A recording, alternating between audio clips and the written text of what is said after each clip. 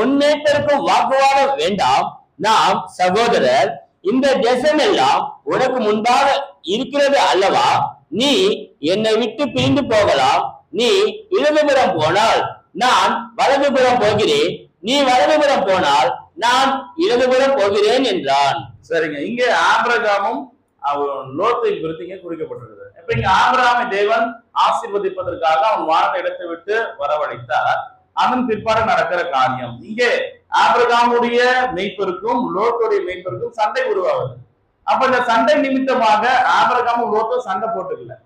இப்ப ஆபிரகாம் என்ன சொல்றாரு 9வது வசனத்துல பாருங்க, இந்த தேசம் எல்லாம் உனக்கு முன் இருக்கிறது அல்லவா அப்படின்னு சொன்னா இங்க கூட ஆபிரகாமும் இருக்காரு. அப்ப இந்த தேசத்தை யாருக்கு ஆசீர்வாத தேவன் கொடுக்குறாருன்னா ஆபிரகாமுக்கு தான் கொடுக்குறாரு இல்லைங்களா? அப்ப அங்க சொல்ற நீ என்னை விட்டு பிரிந்து போகலாம்.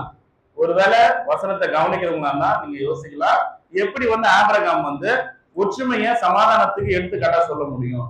ஏன் சொன்னா அவர் சொல்றாரு பிரிந்து போகலாம்.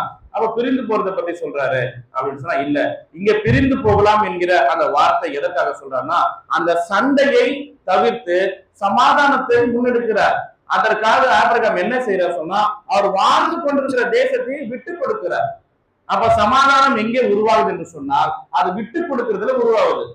அப்போ நாம் நம்முடைய சகோதரர்கள் சபையிலும் சரி, நம்முடைய குடும்பத்திலும் சரி, நாம் வாழ்கிற சமுதாயத்திலும் சரி, சமாதானத்தை நாம் செய்கிறவர்களா இருந்தால் முதல்ல என்ன செய்யணுங்க? விட்டு கொடுக்கணும். அப்ப விட்டு கொடுக்கிற எண்ணம் நமக்குள்ள கண்டிப்பாக இருக்க வேண்டும். அதற்கு எடுத்துக்காட்டு இந்த ஆபிரகாம் லோத்து நடந்த சம்பவம். இந்த லோத்துக்காக ஆபிரகாம் என்ன செய்தாருங்க? அவர் அந்த வாழும் இடத்தை விட்டுட்டு உனக்கு எந்த இடம் வேணுமோ நீ என்ன பண்ண அந்த இடத்தை எடுத்துக்கொண்டு லோத்து கொடுத்தாரு. அது நமக்கு அவர் செய்த காரியம் நமக்கு என்ன சொல்லுதுங்க?